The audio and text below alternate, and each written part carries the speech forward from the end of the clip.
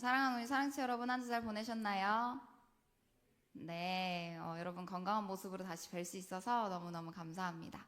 우리 앞뒤 옆에 계신 분들과 이렇게 인사 나눠봤으면 좋겠습니다. 하나님의 은혜가 가득하길 소망합니다. 하나님의 은혜가 가득하길 소망합니다. 네, 한 번만 더 인사할까요? 수련회 때 봅시다. 수련회 때 봅시다. 네, 여러분, 우리 방금 동건 리더님이 기도해 주신 것처럼 우리 이번 주 금요일, 토요일, 주일날 이제 수련회가 시작됩니다. 여러분 많이 기대하시고 기도하시고 계실 텐데요. 남은 한 주 동안 우리 함께 모여서 기도하고 그리고 기대하는 마음으로 하나님께서 예비해 주신 그 은혜들을 사모하고 누리는 시간 되길 소망합니다. 여러분 다들 오실 거죠? 네, 기다리고 있겠습니다. 오늘은 예수님의 권세에 대한 말씀을 전해보려고 합니다. 여러분, 삶을 살아가는데 모든 사람들은 각자에게 삶의 방식이 있습니다. 우리뿐만 아니라 세상에 있는 사람들도 그리고 예수님을 믿는다는 그리스도인들도 각자에게 삶의 방식이 다 있습니다. 세상 사람들은 어떻게 살아갈까? 성경에서는 이렇게 얘기합니다. 육체를 따라서 눈에 보이는 것, 들리는 것, 세상의 흐름을 따라 살아간다고 얘기합니다. 주변에도 보다 보면 보이는 것, 들리는 것, 그리고 흐름을 따라 살아가는 수많은 사람들을 볼 수 있죠. 그러면 예수님을 그리스도로 믿는 그리스도인들은 어떻게 살아가는 걸까? 삶의 방식이 뭘까? 그 사람들은 바로 믿음이라는 영적 감각을 통해 살아갑니다. 로마서 1장 17절 사도 바울은 이렇게 이야기를 해주셨는데요. 복음에는 하나님의 의가 나타나서 믿음으로 믿음에 이르게 하나니 기록된 바 오직 의인은 믿음으로 말미암아 살리라 함과 같으니라. 아멘. 네, 맞습니다. 우리가 이 시간에 모여서 예배하는 이유, 우리가 그리스도인이라고 이야기하는 이유, 우리는 세상과 다르게 예수님을 믿는 사람들입니다. 내가 날 구원하는 것이 아니라 예수님이 날 구원하셨다라는 걸 믿는 사람들이죠. 그런데 여러분, 이 믿음이 참 놀랍습니다. 저 로마서 사도 바울도 믿음에서 믿음에 이르게 한다고 말씀해 주셨는데요. 우리가 예수님을 모르고 하나님을 몰라서 세상 속에서 죄로, 허물로, 수많은 어둠 속에 살아갔던 그때 그곳에서 믿음으로 구원받았습니다. 누구 덕분에? 예수님 덕분에. 그런데 그렇게 구원받은 다음의 삶은 어떻게 살아가야 되는 걸까? 오늘 사도 바울은 그 다음의 삶도 믿음으로 살아가는 거라고 이야기합니다. 구원 이후에 하나님과 동행하는 삶 속에 하나님의 은혜를 누리는 것, 하나님의 복을 받는 것, 어떻게 해야 되는 걸까? 그게 모두 다 믿음을 통해서 그리스도인들은 살아간다 라고 오늘 이야기해 줍니다. 여러분, 믿음을 통해서 우리에게 하나님의 은혜와 복이 누려진다는 사실 다 알고 계셨나요? 네. 그래서 다시 한번 읽어보겠습니다. 복음에는 하나님의 의가 나타나서 믿음으로 믿음에 이르게 하나니 기록된 바 오직 의인은 믿음으로 말미암아 살리라 함과 같으니라. 네, 믿음입니다. 구원도 믿음이고 구원 다음에 하나님과 함께 사는 삶도 믿음으로 누리고 믿음으로 받고 믿음으로 걸어갑니다. 여러분, 믿음으로 나아가길 간절히 소망합니다. 믿음으로 나아가길 간절히 소망합니다. 다른 무엇보다 먼저 믿음으로 나아가길 간절히 소망합니다. 자, 그렇다면 돌아와서 믿긴 믿는데 뭘 믿으라는 거죠? 전사님, 믿음이 중요하다고 자꾸 얘기하시니까 뭔가 알겠어요. 그럼 뭘 믿으라는 거예요? 라는 궁금증이 생기더라고요. 자, 뭘 믿냐? 가장 기초입니다. 바로 예수 그리스도. 우리가 믿는 것은 다른 것이 아닙니다. 예수님입니다. 우리는 무엇을 믿으며 살아가냐? 예수 그리스도, 예수님 한 분입니다. 그리고 그분이 주시는 말씀입니다. 이 믿음을 실제로 가진 사람들이 성경에 굉장히 많이 나옵니다. 특히 오늘 말씀을 보시다 보면 잘 아시다시피 한 명의 중풍병자가 나옵니다. 여러분, 이 중풍병이라고 성경에 써여 있는 사람은 이 지금 현대로 오면 뇌졸중이더라고요. 뇌졸중. 여러분, 뇌졸중은 우리 주변에서 되게 많이 들어보고 경험해 본 주변에 있는 병이지 않습니까? 이 뇌졸중은 뭐냐? 뇌 혈관이 막히거나 아니면 혈관 중에 하나가 이렇게 터졌을 때 이 온몸의 신체 한쪽이나 아니면 온몸이 마비되는 증상이라고 합니다. 그래서 움직일 수가 없습니다. 예수님 당시에는 지금처럼 의술이 발달돼 있지가 않잖아요. 그러니까 갑자기 어떤 사람이 잘 지내다가 이제 몸이 못 움직이게 되는 거예요. 그러니까 이 사람 하나님한테 저주받았나 보다. 이 사람 죄를 지었나 보다. 라고 당시에는 생각했다고 합니다. 그리고 움직이지 못하니까 이 무슨 짐을 들고 다니는 것처럼 사람들이 그 들것에다가 짐짝처럼 이렇게 들고 다녔다고 해요. 그리고 이제 가난 속에서 고통을 받았고 구걸을 하면서 지냈다고 합니다. 이 대부분의 중풍병자들은. 그렇게 어려운 상황 속에 있었습니다. 그런데 오늘 성경에 한 명의 중풍병자가 등장을 하는데요. 여러분 동네를 잘 선택하셔야 됩니다. 동네를. 우리 어디 살고 있죠? 대림동. 네, 전 인천 삽니다. 얼른 대림동으로 오고 싶습니다. 동네를 잘 선택해야 되는데요. 오늘 이 중풍병자가 예수님이 살고 계시는 가버나움이란 동네랑 같은 동네에 살고 있었습니다. 그래서 예수님이 사시던 동네 가버나움에 살고 있던 한 중풍병자, 그리고 예수님이 여러 군데를 다니시다가 드디어 집으로 오신 겁니다. 자, 집에 오셨으니까 야, 예수님 집에 오셨대. 야, 우리 동네 오셨대. 라는 소문이 쫙 퍼진 겁니다. 그러자 사람들이 모이기 시작하고 심지어는 막 여기에 사람이 가득하 있고 문 앞에까지 사람이 가득해서 더 들어갈 수가 없었다고 성경은 이야기해 주더라고요. 자, 그렇게 들어갈 수 없는 수많이 모인 사람들에게 예수님은 뭘 하셨을까? 말씀을 전하기 시작하십니다. 하나님의 말씀을 가르쳐 주시기 시작하셨습니다. 그런데 이 예수님의 소문을 들은 이 중풍병자의 4명의 친구들이 있습니다. 이 4명의 친구들이 이 중풍병자를, 이 자기 친구를 들것에다가 이렇게 딱 얹혀놓고 4명이 이렇게 들어서 예수님이 계신 집 앞까지 온 겁니다. 그런데 사람이 너무 많아요. 문 앞으로 들어갈 수가 없습니다. 자, 만약에 우리 청년들 중에, 우리 사랑지체 중에 갑자기 몸에 마비가 왔습니다. 병원에 갔는데 아무 데서도 고칠 수가 없어요. 그런데 어떤 병이든 고쳐주신다는 예수님을 들었고 그 예수님이 우리 동네에 왔습니다. 그럼 여러분도 여러분 차에 태워서 그 친구 데리고 예수님께 데려가겠죠. 그럴 것 같습니다. 자, 그런데 갔더니 인산인해를 이루어서 들어갈 수도 없어요. 그럼 여러분은 어떻게 하시겠습니까?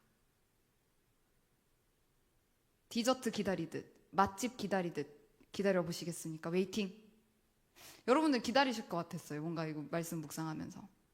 그런데 이 중풍병의 친구들은 굉장히 급했나 봅니다. 그리고 간절했습니다. 그래서 그 친구를 데리고 지붕으로 올라갑니다. 그리고 지붕을 뜯어내기 시작합니다. 자, 우리는 지금 뭐 시멘트로 지어져 있지만 그 당시엔 나무와 이 나뭇잎들로 지어져 있어서 뜯어낼 수 있었어요. 뜯어내기 시작하고 구멍을 내서 그곳으로 중풍병자 친구를 이렇게 밑으로 내립니다. 대단하죠.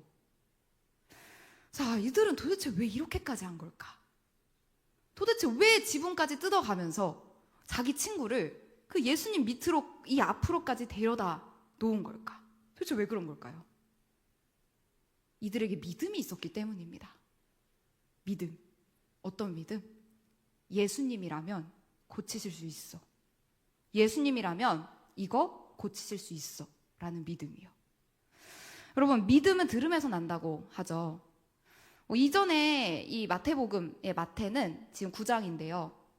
8장, 7장에 계속 예수님이 어떠한 일을 하실 수 있는지, 예수님이 어떠한 능력도 있고 어떠한 권위도 있는지 계속해서 이야기해 줍니다. 그런 얘기를 이 친구들이 들었을지도 몰라요. 자, 어떤 말씀이 있었을까? 예수님이 말씀하시면 제가 말씀하는 건 진짜 그 손톱에 때도 안 되고 굉장히 권위가 있었다고 합니다. 듣는데 깜짝깜짝 놀래요. 와, 그 당시에 대단하다는 이 서기관들도 잽이 안 되는 엄청난 권위가 있는 말씀. 듣는데 우리 가끔 강의 듣다 보면 놀라는 분들 있잖아요. 와, 저분 진짜 대단하시다. 얼마나 알고 있는 거지? 권위가 얼마나 엄청나신 거지? 라고 하시는 그 권위가 예수님께 있었습니다. 말씀을 전하실 때. 자, 또 어떠한 병이든지 말씀 한 번이시면, 손 한 번만 대주시면 몸에 있는, 온몸에 있는 피부병도, 아까 봤던 중풍병도, 펄펄 끓는 열도 다 낫게 하실 수 있는 분이 예수님이십니다. 또 어떤 일을 하실 수 있냐? 폭풍이 미친 듯이 와서 진짜 무슨 파도가 화가 났다라고 생각할 만큼 엄청난 폭풍이 치고 있는데 그곳에 예수님이 말 한 번으로 꾸짖기만 하시면 폭풍이 싹 가라앉는 자연을 다스리시는 능력이 예수님께 있었습니다. 또 마지막 클라이막스가 하나 있습니다. 어떤 거냐? 어떠한 사람도 통제할 수도 없고 어떠한 사람도 건드릴 수도 없는 귀신 들린 자를 예수님이 딱 가시면 그 존재만으로 괴롭게 할 수도 있고, 말씀 한 번이면 귀신을 쫓아내실 수 있는 권위가 있는 분이 바로 예수님이십니다. 병도요, 말씀도요, 자연도요, 그리고 귀신도요. 예수님께는 엄청난 권위와 능력들이 있었습니다. 어떻게 예수님께 이런 권위와 능력이 있었을까? 바로 하나님의 아들이시기 때문입니다. 하나님의 아들. 이 고백은 여러분 사람이 한 게 아니라 귀신이 한 고백인데요. 우리 마태복음 8장 29절 같이 한번 큰 소리로 읽어보겠습니다. 자, 마태복음 8장 29절 시작. 이에 그들이 소리질러 이르되 하나님의 아들이여 우리가 당신과 무슨 상관이 있나이까? 때가 이르기 전에 우리를 괴롭게 하려고 여기 오셨나이까? 하더니 그들이라고 말하는 사람들은 귀신 들린 2명의 사람들입니다. 여러분 잘 아시는 군대 귀신. 귀신 쫓아냈더니 막 돼지떼로 우르르 들어가가지고 팔팔팔팔 해서 다 뛰어내렸던 그 귀신들. 들린 사람들이 지금 얘기하는 겁니다. 당신 하나님의 아들이요. 여기 왜 오셨습니까? 저희 괴롭히려고 오셨습니까? 라고 이야기를 하고 있는 거죠. 귀신도 예수님이 누군지 압니다. 하나님의 아들이라는 것. 영어로는 Son of God. 여러분. 근데 여기서 한번 생각해 봤으면 좋겠습니다. 우리가 믿고 있는 분, 예수님이시죠. 그분이 하나님의 아들이십니다. 우리가 기도드리는 분, 예수님이시죠. 그분이 하나님의 아들이십니다. 우리가 항상 함께하는 분, 그분이 누구시죠? 하나님의 아들이십니다.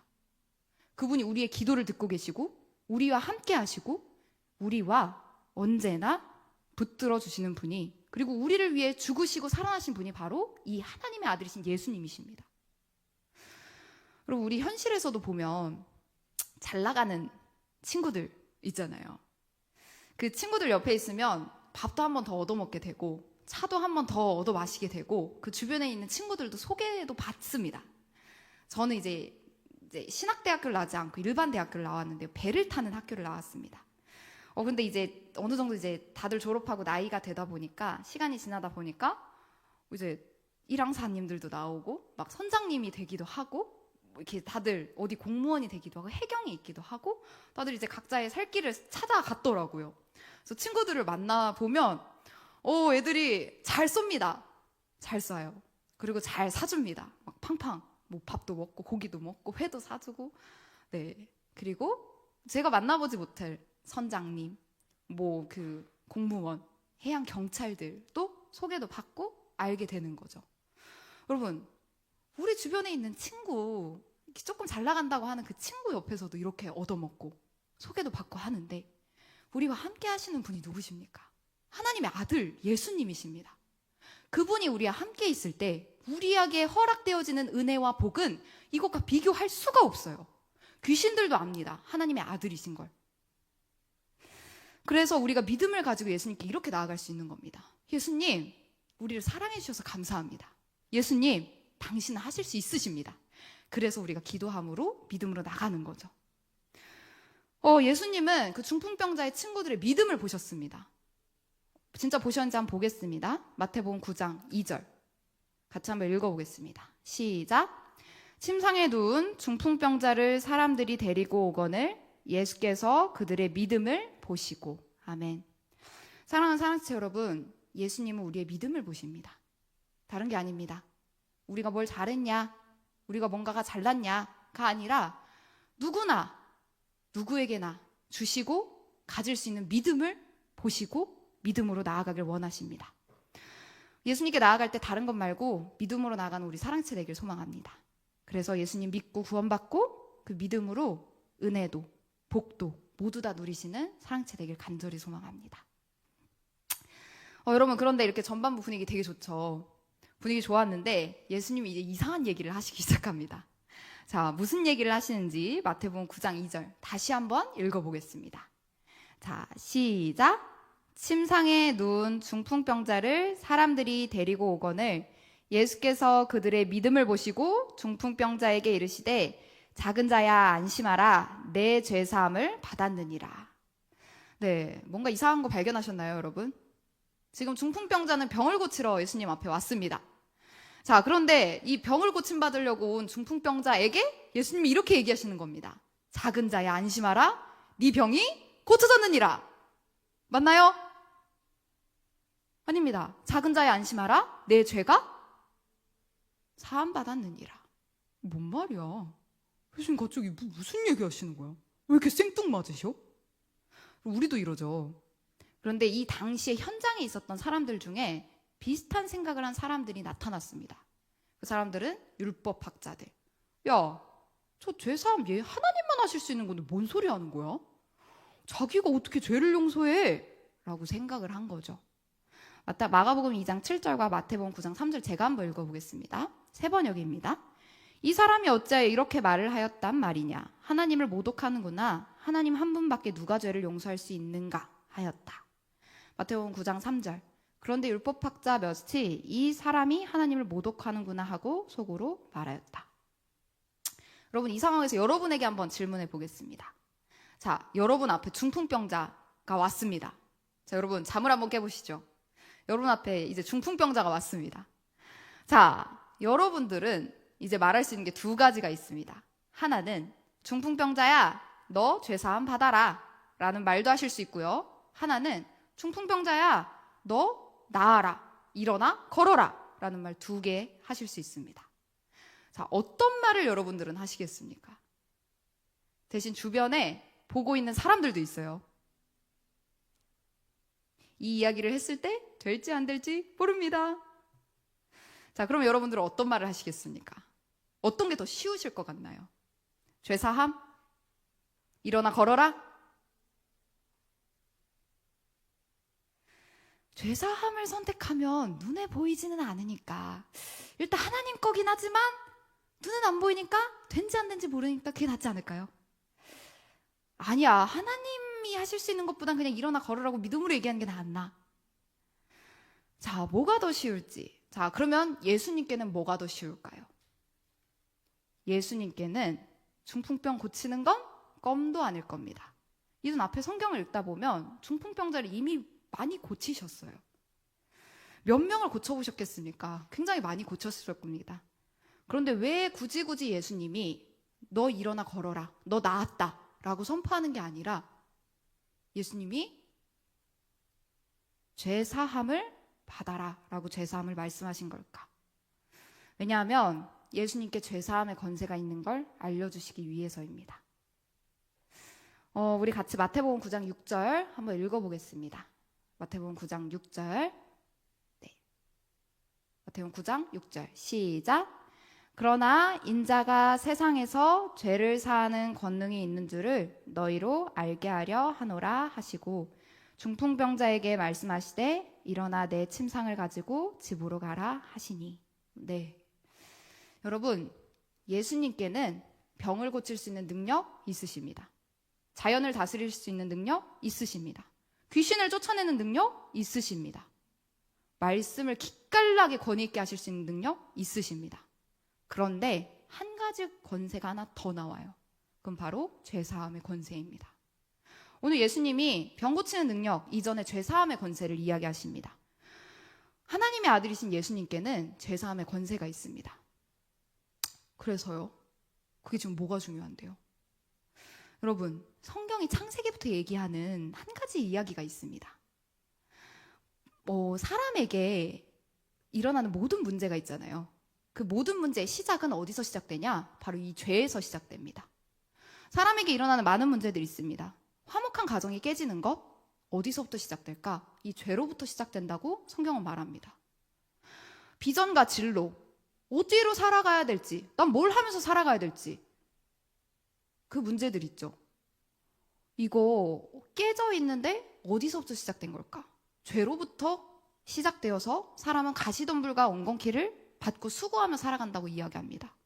우리 몸, 죽을 수밖에 없는 연약함이 있습니다. 이거 어디서부터 시작된 걸까? 죄로부터 시작됐다고 창세기는 얘기합니다. 우리 마음에 서로 탓하는 마음들이 있습니다. 야, 네가 잘못했잖아. 이건 네 잘못이야. 책임을 전가하는 것들 있죠. 이거 어디서부터 시작된 걸까요?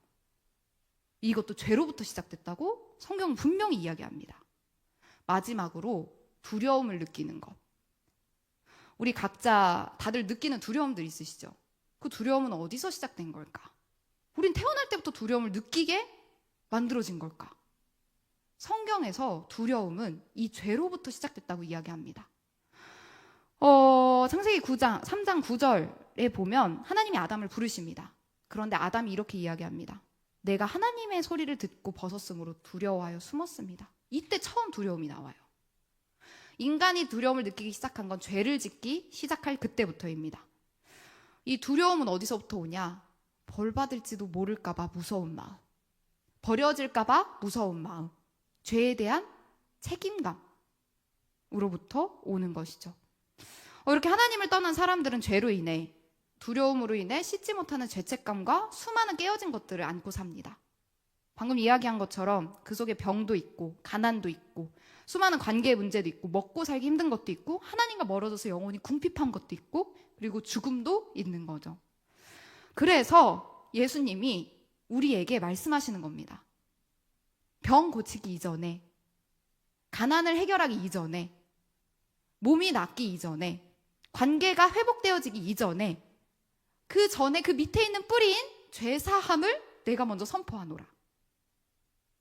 우리 인생에 가장 먼저 해결해야 할 문제는, 가장 큰 문제는 예수님이 보시기에 죄의 문제입니다. 모든 문제의 근원인 죄의 문제를 예수님은 해결하기 원하십니다. 그래서 이 죄사함의 권세가 있음을 우리에게 알려주시는 겁니다. 중풍병자가 우리 찾아왔습니다. 예수님께. 가장 필요해 보이는 건 뭐였을까요? 우리가 보기에는 병이 낫는 겁니다. 근데 예수님이 이야기하신 건 더 근본적인 죄의 문제를 말씀하십니다. 여러분, 당시 죄 용서는 성전에서 드리는 제사로 가능했었습니다. 그런데 이제는 예수님이 오시고 성전에서 드려지는 제사와 상관없이 예수님을 통해 직접 죄 용서가 가능해집니다. 왜? 예수님이 성전에 가지 않아도 자기 피를 흘리시면서 단번에 그 모든 죄값을 치르셨기 때문이에요. 그래서 예수님의 그 권세, 죄사함의 권세를 믿고 나아오는 그 사람들에게는 예수님이 말씀하시는 겁니다. 나에게 죄사함의 권세가 있어. 그 문제의 뿌리가 되는 그 죄의 문제를 해결할 수 있는 권세가 나에게 있어. 내가 이미 모든 제물이 되어서 피로 문제를 해결해 놨어. 마태복음 맨 처음에 보면 예수님의 태어나시기 전에 천사가 나타나서 아이의 이름을 예수로 지어야 할 이름을 말씀하십니다. 마태복음 1장 21절 같이 한번 읽어보겠습니다. 시작. 아들을 낳으리니 이름을 예수라 하라. 이는 그가 자기 백성을 그들의 죄에서 구원할 자이심이라 하니라. 예수님이 태어나시기도 전에 천사가 먼저 얘기하는 겁니다. 예수, 그분은 자기의 백성을 죄에서 구원할 자라는 걸요. 사랑하는 사랑치 여러분, 두려움이 있으십니까? 관계의 문제가 있으십니까? 삶의 문제가 있으십니까? 먹고 사는 문제, 진로의 문제, 수많은 문제들이 있으십니까? 그 문제를 들고 우리는 예수님께 나아갑니다. 그런데 예수님이 보시기엔 그 속에 있는 죄의 문제를 먼저 해결하시기 원하십니다. 이 시간에 우리 이 예배를 통해 예수님께 죄사함의 권세가 있음을 굳게 믿길 소망합니다. 그리고 우리의 문제의 근원부터 뿌리 뽑아 우리의 문제가 싹 날아가는 우리 모든 사랑지체, 그래서 죄로 인해 묶인 삶의 문제들이 해방되는 역사가 각 청년들에게 일어나길 간절히 소망합니다. 이렇게 예수님은 죄사함의 권세가 있으십니다. 어떠한 죄도 사할 수 있는 권세가 있으십니다. 그런데 예수님은 그 죄사함의 권세를 자기만 갖고 있지 않으십니다. 예수님은 죄인을 이제 부르시고 치유하십니다. 예수님이 이제 이 중풍병자를 떠나시고 사람들을 부르시는데요. 어떠한 사람을 부르실까요? 어떠한 사람이냐? 바로 죄 가득한, 죄에서 건질 사고 뭉치들을 부르시기 시작합니다. 예수님이 지나가시다가 이 세관에 앉아있는 세리라는 세리 마태를 부르셨습니다. 여러분, 지금 우리 국세청 다니면 공무원이잖아요. 근데 이 당시에는 이 이스라엘이 로마의 지배를 당했습니다. 그래서 이 로마의 식민지였던 이스라엘에게 세금을 걷는 이 세금 징수원이 따로 있었는데요. 그 이름이 바로 세리입니다. 세리. 직업 이름이 세리입니다. 근데 이 사람들이 참 못됐던 게 로마에 내는 세금도 걷고 자기 주머니에 넣을 세금도 또 걷는 겁니다. 그런데 이거 백성들이 몰랐을까요? 알죠. 아는데 이 세금 고지서가 나오면 폭탄으로 나오는 겁니다. 그럼 어떡해요? 고지서가 이렇게 나오는데 내야지. 우리도 가스비가 말도 안 돼, 나 이것밖에 안 셌는데 뭐 이거 이만큼이라고? 하는데 어떡해요? 안 내면 안 되는걸요. 이런 것처럼 폭리를 취하는 거죠. 2배, 3배 자기 주머니에 들어가는 것까지. 그래서 이 억울한 일을 당한 이스라엘 백성들이 이 세리들을 이렇게 부릅니다. 너희는 죄인이야. 세리와 죄인. 이 세리들을 굉장히 미워했습니다. 자, 그런데 예수님이 지나가시다가 그 세리 마태를 보신 겁니다. 그리고 아무도 좋아하지 않고 아무도 반기지 않는 그 세리 마태를 예수님이 부르십니다. 마태복음 9장 9절. 예수께서 그곳을 떠나 지나가시다가 마태라 하는 사람이 세관에 앉아 있는 것을 보시고 이르시되 나를 따르라 하시니 일어나 따르니라. 나를 따르라. 예수님이 말씀하시는 겁니다. 죄인된 자를 예수님이 부르십니다. 나를 따르라. 게다가 이제 마태는 자기가 가지고 있는 거 모든 걸 버리고 일어나 따릅니다. 여러분, 우리는 이 마태와 같이 죄인된 사람들을 향해 각자 가지고 있는 기준이 있습니다. 그런데 예수님께는 그 기준이 문제가 될까요? 그러지 않는 것 같습니다. 예수님께는, 죄사함의 권세가 있는 예수님께는 죄인된 자들이 문제가 되지 않습니다. 그래서 죄인된 자들이 그분을 만나면 끝나는 겁니다. 죄인된 자들이 예수님을 만나면 회복되는 겁니다. 인생을 다시 살아가게 되는 거예요. 왜? 그 안에 있었던 뿌리부터 뽑히기 시작하니까. 근데 사람들은 그것을 보지 못합니다.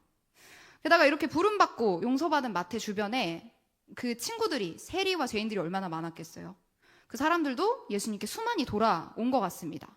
그래서 마태, 예수님, 제자들, 수많은 세리와 죄인들이 함께 모여서 음식을 먹었다고 하는데요. 마가복음 2장 15절. 그의 집에 앉아 잡수실 때에 많은 세리와 죄인들이 예수와 그의 제자들과 함께 앉았으니 이는 그러한 사람들이 많이 있어서 예수를 따름이러라. 그러한 사람들은 어떠한 사람일까? 죄인입니다. 사고뭉치입니다. 우리가 보기에는 야, 무슨 저런 사람이 예수를 믿어? 야, 어떻게 저런 사람이 어떻게 그리스도인이라고 말할 수 있어? 라고 하는 사람들이 예수님의 부르심에 응답해 믿음으로 예수님 옆에 있는 사람이 된 것이죠. 자, 그런데 이 사람들을 바라보는 또 다른 사람들이 있었습니다. 바로 바리새인들. 이 바리새인들이 우리가 이해할 수 없는 것처럼 이 사람들이 이해할 수 없었습니다. 아니, 어떻게 저런 죄인들이 예수님과 같이 있을 수 있어? 우리처럼 말씀도 잘 읽고 기도도 많이 하고 금식의 봉사도 많이 하고 우리 같은 사람들이랑 예수님이 계셔야 되는 거 아니야? 어떻게 저런 세리와 같은 사람들이랑 죄인이랑 같이 있을 수 있어? 그러나 바리새인의 기준과 예수님의 기준은 다릅니다. 예수님이 찾는 사람은 어떠한 사람이냐? 예수님이 만나시는 사람은 어떠한 사람이냐?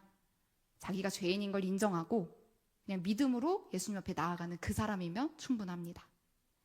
죄인된 자, 아픈 자, 연약한 자, 귀신 들린 자, 사고뭉치들이 모여서 예수님 앞에 같이 있기를 예수님은 원하십니다. 그래서 마지막으로 이렇게 읽어봤으면 좋겠습니다. 마태복음 9장 12에서 13절. 이 바리새인들의 이야기를 듣고 예수님이 말씀하신 겁니다. 같이 한번 큰 소리로 읽어보겠습니다. 시작. 예수께서 들으시고 이르시되 건강한 자에게는 의사가 쓸데없고 병든 자에게라야 쓸데있느니라.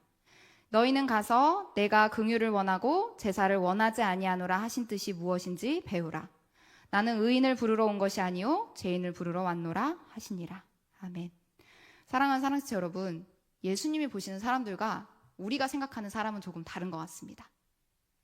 우리가 품을 수 있는 사람과 예수님이 품는 사람들은 조금 다른 것 같습니다. 그렇다면 이 모습을 따라 우리가 예수님의 품을 따라 우리의 품들을 조금 넓혀가길 소망합니다. 예수님이 불러서 함께 품으시는 사람들은 죄인과 세리들, 하지만 자기가 죄인인 것을 인정하고 예수님 앞에 믿음으로 나아가는 사람들입니다. 우리가 생각하는 기준과 다를 수 있겠지만 믿음으로 걸어가는 그 사람, 믿음 하나면 예수님이 받아주신다고 분명히 말씀하시고 보여주십니다. 사랑하는 사랑지체 여러분, 예수님이 우리 사랑지체의 영혼들을 불러주십니다. 우리도 다 각자 부름받은 영혼들이죠.